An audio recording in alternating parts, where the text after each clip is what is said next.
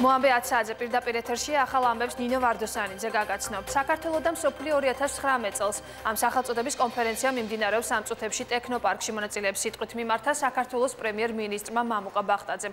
კონფერენციაზე საპატიო სტუმრად მოწვეულია ევროკომისიის ტრანსპორტის და მობილობის გენერალური დირექტორი ჰენრიკ ჰოლოლეი. რა საკითხებს განიხილავენ დელეგატები და რაზე გაამახვილა ყურადღება პრემიერმა დეტალებით სანდრო ჯუფალაკიანი გვერდდება პირდაპირ ეთერში. სანდრო, გისმენთ. კონფერენციის პირველი ნაწილი ეძღვნება საქართველოს ეკონომიკაში მიმდინარე მოვლენებს, ასევე ქვეყნის ეკონომიკის წინაშე არსებულ გამოწვევებს. მამუკა ბახტაძემ შეაჯამა დავოსში მსოფლიო ეკონომიკურ ფორუმში მონაწილეობა, ასევე ისაუბრა მცირე და საშუალო ბიზნესის ხელშეწყობის აუცილებლობაზე და განათლებაში ინვესტიციების თემაზე. რაც შეეხება ევროკავშირის წარმომადგენელს, მან ხაზი გაუსვა საქართველოს და ევროკავშირის შორის თანამშრომლობის მნიშვნელობას და ისაუბრა ქვეყნის ეკონომიკურ წარმატებებზეც.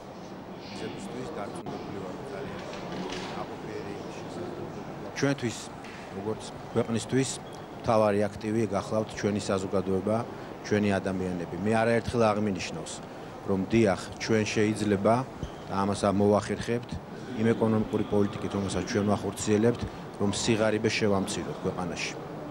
მაგრამ ჩვენ საქართველოს ვერასდროს ჩავაყენებთ განვითარებული ეკონომიკების მქონე ქვეყანათა რიცხვში, თუ ჩვენ როგორც სახელმწიფო არ განვახორციელებთ მასშტაბურ ინვესტიციებს განათლების სექტორში და თუ ჩვენ ვერ გავხდით განათლების სექტორს დომინანტს მთელ ეკონომიკაში.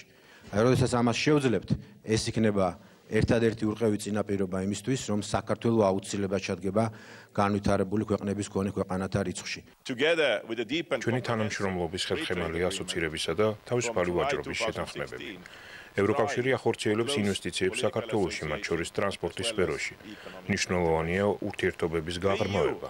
სწორედ ტრანსპორტის, მობილობის სფეროებში, სადაც იქნება ეკონომიკური განვითარების შესაძლებლობები. შარშან ძალიან დიდი ზრდა დაფიქსირდა საქართველოში ტურისტების რაოდენობის მხრივ. ასევე მინდა გავიხსენო, რომ საქართველოს მოქალაქეებს აქვთ შესაძლებლობა შენგენის ზონაში უვიზოდ იმოგზაურონ და ამ შესაძლებლობით უკვე 300,000-ზე მეტმა მოქალაქე მისარგებლა. კონფერენცია ორდღიანია, შედგება რამდენიმე დისკუსია საქართველოს ხელისუფლების, საერთაშორისო ორგანიზაციების წარმომადგენლებისა და ექსპერტების მონაწილეობით. ტექნოპარკიდან ეს იყო სანდრო ჯუფალაკიანი. ამ დრომდე ზუგდიდის რეფერალურ საავადმყოფოში რჩება 25 წლის პირი, რომელიც გუშინ საღამოს სავარაუდოდ ცეცხლსასროლი იარაღით მიყენებული ჭრილობით ოკუპირებული აფხაზეთიდან გადმოიყვანეს. პაციენტის მდგომარეობა ამ დროისათვის სტაბილურია. არსებული ინფორმაციით ახალგაზრდა მამაკაცი გუშინ ოკუპირებული გალის რაიონის სოფელ პირველ გალში დაჭრეს, მოგვიანებით კი ენგურის ხიდის გავლით ზუგდიდში ჩამოიყვანეს. პაციენტი შემოყვანილი იქნა 112 ბრიგადის მიერ ჩვენს კლინიკაში აღენიშნება სავარაუდოდ ცეცხლსასროლი ჭრილობა მარცხენა ბარძაღის ზემო მესამედში. ამჟამად პაციენტის მდგომარეობა არის სტაბილური, უტარდება შესაბამისი კვლევები და მკურნალობა. ოკუპირებული აფხაზეთის და ცხინვალის რეგიონის მიმართულებით გადაადგილების შეზღუდვა შერიგების და სამოქალაქო საკითხებში სახელმწიფო მინისტრი ეხმაურება.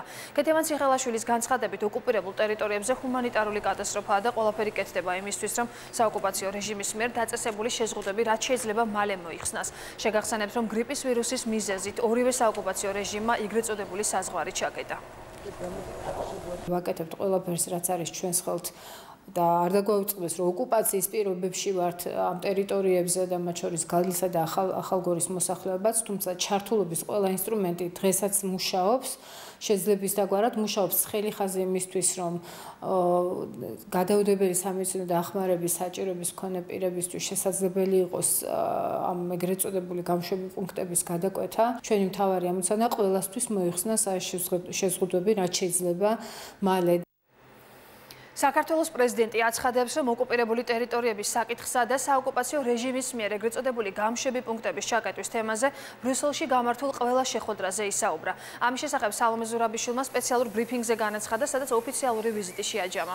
პრეზიდენტი ამბობს, რომ მადლობელია ევროკავშირის და გრძელდება ზედამხედველობის მისიის მანდატი. სალომე ზურაბიშვილის თქმით, მნიშვნელოვანია, რომ რუსეთის და სხვა ქვეყნების წარმომადგენლებთან შეხვედრის დროს ქვეყნის სუვერენიტეტის და ტერიტორიული მთლიანობის საკითხები დააყენონ. ყველასთან დავაყენე ეს საკითხი, ყველამ აღიარა, რომ ეს არის მათთვისაც ძალიან სერიოზული გამოწვევა. სამწუხაროდ მე გავლენა არ გამაჩნია მეორე მხარეზე. ანუ ვინც არის პასუხისგებელი იმაზე, რომ დაიხუროს ეს გამშვები პუნქტები. ჩვენ შეგვიძლია მხოლოდ ყველგან გამეორებით და ხმამაღლა აღნიშნოთ და გავაპროტესტოთ ის, რომ ეს არის სრულიად მიუღებელი. საქართველოს პრეზიდენტი აცხადებს, რომ ამერიკის შეერთებული შტატების პრეზიდენტთან შეხვედრა სურს, სანამ დონალდ ტრამპი რუს კოლეგას ვლადიმერ პუტინს შეხვდება. სალომე ზურაბიშვილს სურს ამერიკის შეერთებული შტატების პრეზიდენტს გააცნოს ქართული მხარის შეხედულებები, პრობლემები და ის საკითხები, რომლებიც რუსულ მხარესთან გვაკავშირებს. შეხვედრის თხოვნით ადმინისტრაციამ უკვე მიმართა ვაშინგტონს, თუმცა ჯერჯერობით უცნობია მოხერხდება თუ არა საქართველოს პრეზიდენტის სამუშაო ვიზიტი ვაშინგტონში ტრამპი პუტინის შეხვედრამდე. შესაძლებელია, რომ შედგეს ტრამპის და პუტინის შეხვედრა, რომლის დღის წესრიგის შესახებ არაფერი არ ვიცით. თუ ვინიცობა რეგიონის საკითხები ან ჩვენი საკითხი რაღაცა ფორმით დასმული იქნება ამ შეხვედრაზე, ჩვენთვის ყველაზე მნიშვნელოვანი არის, რომ მანამდე გქონდეს და მე ამ შემთხვევაში ვლაპარაკობ პიროვნულად და პირადად, გქონდეს საშუალება, რომ შეხვედრა გაიმართოს პრეზიდენტთან, ტრამპთან. მიმდინარეობს ამაზე მუშაობა, არის შეტანილი უკვე თხოვნა ვაშინგტონში, რომ სამუშაო ვიზიტი გაიმართოს. რამდენად ეცლება ჩემთვის ვერ გეტყვით. ამერიკის შეერთებულ შტატებში ოფიციალური ვიზიტის პირველ დღეს საპარლამენტო დელეგაცია პარლამენტის თავმჯდომარის პირველი მოადგილის თამარ ჩუგოშვილის ხელმძღვანელობით ვაშინგტონში საერთაშორისო რესპუბლიკური ინსტიტუტის პრეზიდენტს დენიელ თვინინგს და ევრაზიის რეგიონული პროგრამების დირექტორს სტივენ ნოქს შეხვდა. საერთაშორისო რესპუბლიკური ინსტიტუტის პრეზიდენტმა შეხვედრაზე საქართველოში განხორციელებულ დემოკრატიულ რეფორმებზე ისაუბრა და მზაობა გამოხატა კიდევ უფრო გაძლიერდეს და გაღრმავდეს საქართველოსთან საერთაშორისო ინსტიტუტის ურთიერთობები და მხარდაჭერა. საქართველოს დელეგაცია შეხვდა ასევე ამერიკის შეერთებული შტატების საერთაშორისო განვითარების სააგენტოს დირექტორის მოადგილეს. მხარეებმა სამომავლო თანამშრომლობის პერსპექტივები განიხილეს, როგორც გაცვლითი და სასწავლო პროგრამების ფარგლებში ახალგაზრდა პოლიტიკური ლიდერებისთვის, ასევე ოკუპირებულ ტერიტორიებზე ტექნიკური მხარდაჭერის გაძლიერების მიმართულებით.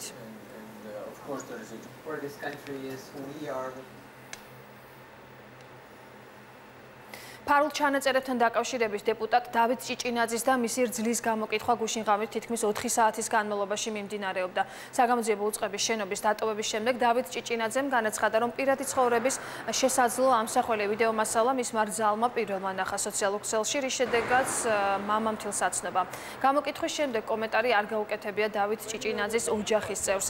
დეპუტატის საჯარო განცხადებაზე, რომელიც შეიძლება პირადი ცხოვრების საიდუმლოს ხელყოფის დანაშაულის ნიშნებს შეიცავდა, შინაგან საქმეთა სამინისტრომ გამოძიება დაიწყო.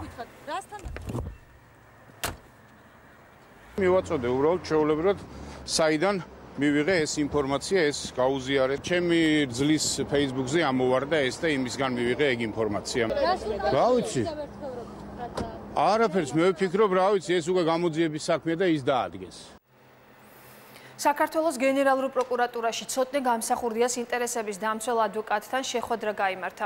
მოგვიანებით კი საგამოძიებო უწყებამ შეხვედრის შესახებ განცხადება გაავრცელა, სადაც საუბარია იმაზე, რომ ექს-პრეზიდენტ ზვიად გამსახურდიას მკვლელობის საქმის პროკურორთან და გამომძიებელთან გამართულ შეხვედრაზე ადვოკატს არ წარუდგენია კონკრეტული გეგმა და ხედვა დამატებით ჩასატარებელ საგამოძიებო მოქმედებებთან დაკავშირებით. პროკურატურის განცხადებას აბსურდს უწოდებს ადვოკატი ამირან გიგუაშვილი და ამბობს, რომ საგამოძიებო უწყებას თავად უნდა წარადგინა გეგმა თუ როგორ ხედავდნენ საქმის გამოძიების პროცესს. მისივე თქმით, საგამოძიებო უწყებამ ორკვირიანი ვადა ითხოვა იმისთვის, რომ მხარეს საქმის გამოძიების მიმდინარეობის შესახებ ინფორმაცია გააცნა. ეს არის სამარცხვინო განცხადება, ტყუილი, რაც მთავარია, იმიტომ რომ იმ შეხვედრაზე გენერალურ პროკურორთან ერთი თვის წინ შიმშილობის საპროტესტო აქციების შემდგომ იყო ესეთი შეთანხმება, რომ საქართველოს გენერალურმა პროკურორმა პირადად იკისრა საქმის გამოძიებაზე პასუხისმგებლობა და გეგმაც მათ უნდა შეადგინონ და ინფორმაციაც მათ უნდა მოგვაწოდონ. და შესაბამისად ამის მიხედვით შევთავაზებთ ექსპერტების ჩართულობასაც და სხვა კონკრეტული სპეციალისტების მონაწილეობას. რეალობა დამხვდა ესეთი, რომ ერთ თვის განმავლობაში პროკურატურას არაფერი არ გაუკეთებია. ფოთში ბაზრის ტერიტორიაზე მერიის შესაბამისი სამსახურების წარმომადგენლებმა გარე ვაჭრობისთვის განკუთვნილი დახლები აიღეს, რასაც მოვაჭრეების პროტესტი მოჰყვა. მოვაჭრეების თქმით, სავაჭროდ ალტერნატიული ფართი არ შეუთავაზებიათ და იმ შემთხვევაში, თუ პროდუქციის გაყიდვას ვერ მოახერხებენ, უსახსროდ რჩებიან. ფოთის მუნიციპალიტეტის წარმომადგენლების თქმით, მათ მოვაჭრეები არაერთხელ გააფრთხილეს, თუმცა უშედეგოდ. ბაზრის მოვაჭრეები გეგმავენ, რომ სასამართლოს მიმართონ და საპროტესტო აქციების მოწყობითაც იმუქრებიან. ადგილზე მობილიზებული იყო პოლიცია. ზაფხულში ჩვენ გვიცხრეს, რომ იქნება შემოვლა, რომ იქნება ასეთი რაღაცები. კი ბატონო, რა იქნებოდა? გუშინაც მოსული იყო, ხალხი გაემცხილებია, ზოგი სახში წაიღებდა. რა შევიტანო 30 ლარი მაქვს შესატანი, რითი შევიტანო, როგორ შევიტანო, თუ არ დამაყენეს და თუ არ დავდეგი და თუ ვერ ვივაჭრე, რა ვქნა? ბანკი მან კი ხდება ბაზრისა და მისი მიმდებარი ტერიტორიის განთავისუფლება ამოსახური დახლებისაგან და ჯიხურებისაგან, ასევე საჭრილობლებისაგან, რომელიც აბსოლუტურად 100% თითქმის თვითნებურად არის და უკანონოდ უნებართოდაა მოწყობილი. პირველ რიგში არის სახანძრო უსაფრთხოების წესების დარღვევა. აქ აბსოლუტურად მეთანხმება უმრავლესობა, რომ ავტომობილით კი არა, ფეხითაც არ შეიძლება ფიზიკურად გავლა ისეთ სიტუაცია შექმნილი ბაზარში. საქართველოს საგარეო საქმეთა მინისტრი დავით ზალკალიანი ესპანელ კოლეგას შეხვდა. ორმხრივ შეხვედრაზე მხარეებმა საქართველო-ესპანეთის ორმხრივი თანამშრომლობის საკითხები და ურთიერთობის გაღრმავების პერსპექტივები განიხილეს. შეხვედრაზე ხაზი გაესვა საქართველოს პროგრესს ევროპულ და ევროატლანტიკურ სტრუქტურებში ინტეგრაციის გზაზე და აღენიშნა ჩვენი ქვეყნის გეოსტრატეგიული მდებარეობა სატრანზიტო თვალსაზრისით. ვიზიტის ფარგლებში დავით ზალკალიანმა შეხვედრები გამართა ასევე ესპანეთის კონგრესსა და სენატში და შინაგან საქმეთა მინისტრთან.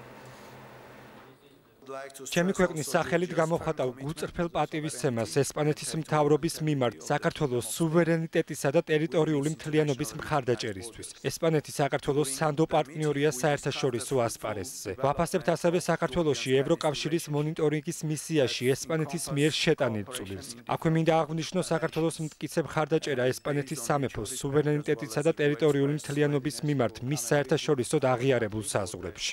საქართველოს ძალიან საინტერესო ქვეყანაა ჩვენი კომპანიებისთვის. ჩვენი რამდენიმე წამყვანი კომპანია უკვე წარმოდგენილია თქვენ ბაზარზე და თანამშრომლობს ქართულ მხარესთან. ვიცით თუ რაოდენ მნიშვნელოვან მაგისტრალურ ქვეყანას წარმოადგენს საქართველო ჩინეთში და აღმოსავლეთ აზიის სხვა ქვეყნებში ევროპული ტვირთების გადაზიდვის მხრივ. ამ თვალსაზრისით თანამშრომლობა ევროკავშირსა და ნატოსთან არის მთავარი ამოსავალი წერტილი საქართველოს საგარეო პოლიტიკისთვის და ესპანეთი საქართველოს ევროპულ და ევროატლანტიკურ სტრუქტურებში ინტეგრაციას მტკიცედ უჭერს მხარს.